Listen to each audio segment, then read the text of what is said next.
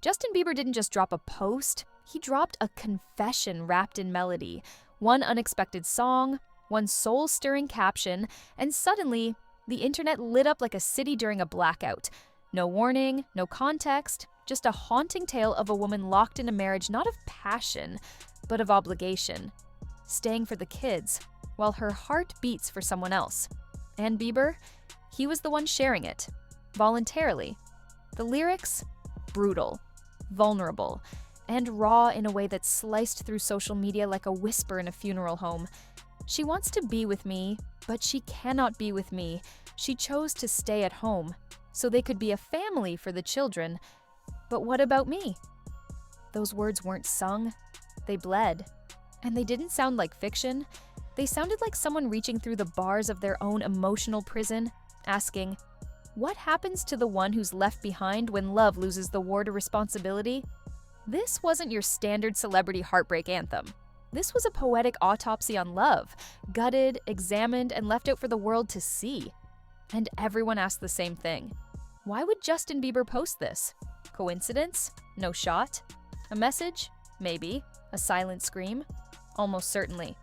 What made it louder than lyrics was the caption, I'm accepting that God forgives me this morning, so can I forgive myself and others today? Join me if you would like. It wasn't a promo. It wasn't a brand drop. It was a soul standing in front of a mirror made of millions of followers, saying, this is where I'm at. Join me or scroll past. Instantly, the theories spun like leaves in a hurricane. Was this about Selena Gomez, the storm that never truly settled? Or Hailey Baldwin, the woman he married under the world's harshest spotlight? Fans dissected every word, every pause, every echo. Some saw Selena in the lyrics, the love that burned too hot, too wild, too public. Others saw Hailey, the woman now bound to him in vows, but maybe not in complete peace. Then came the twist.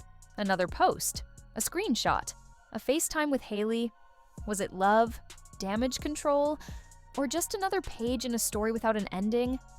But the song, the song, wasn't about sides or spouses. It was about being stuck in the quiet ache between what was and what could never be. About watching someone walk away, not out of betrayal, but out of necessity. It was a eulogy for a love that drowned in real life. And Bieber wasn't just posting music. He was peeling back his armor. Again.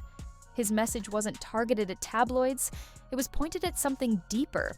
Maybe at us. Maybe at himself. You can point out my flaws, he said in another post, or recognize your own. Not a clapback. A challenge. An offering. Maybe a prayer. The man who once sang Baby in purple hoodies under stadium lights is now speaking in shadows. And this new voice, older, heavier, and soaked in spiritual dust, isn't here for gossip.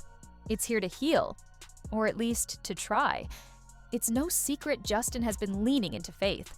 But this post didn't feel like a devotion, it felt like an exhale, as if he's been holding in pain for years and finally whispered, I need grace. And it begs the bigger question. Grace for what? A rushed marriage? A love he couldn't keep? The guilt of being human under the crushing weight of stardom? The heartbreak inside the song is universal.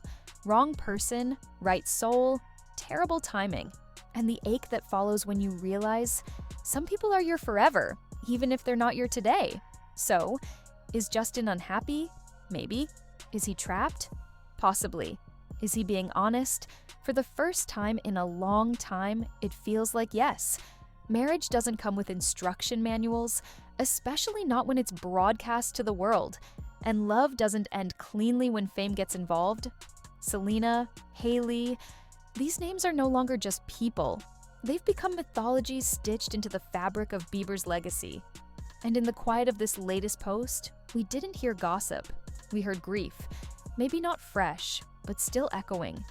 Maybe not about a specific person, but about a part of himself that never got closure. The theme wasn't jealousy,